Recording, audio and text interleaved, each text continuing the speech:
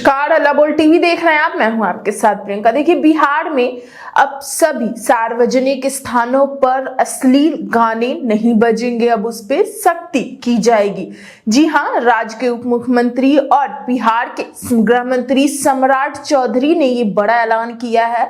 साफ साफ निर्देश दे दिया है कि जितने भी बिहार में बस, ट्रक, ऑटो रिक्शा और अन्य सार्वजनिक स्थानों पर इस तरह के गाने बजाने वालों पर एफआईआर दर्ज करने और कानूनी कार्रवाई के आदेश दे दिए हैं। मतलब अब बस, ऑटो और रिक्शा पर अगर अश्लील गाने बजते हैं तो उस पे एफआईआर हो जाएगा और कानूनी कार्रवाई भी हो सकती है।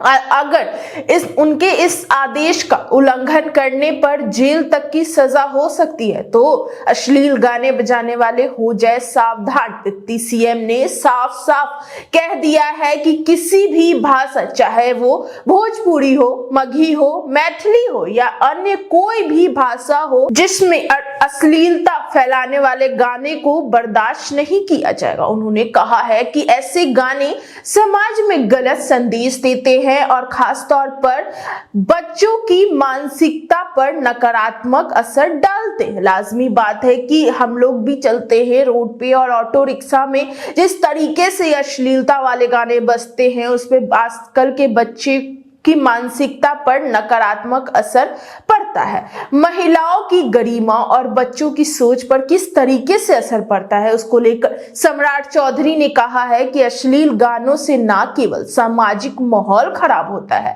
बल्कि इससे महिलाओं की सुरक्षा और गरिमा को भी ठेस पहुंचती है। बच्चों पर इसका गहरा प्रभाव पड़ता है, जो आगे चलकर उनके व्यवहार और सोच को प्रभावित कर सकता है। लाजमी बात है कि बच्चे अगर अश्लील तरीके से गाने सुनेंगे तो वो आगे जाके उनके मानसिक असर पर भी प्रभाव पड़ सकता है और उनके व्यवहार में भी इस तरीके के अश्लील गानों का कहर देखने को मिल सकता है।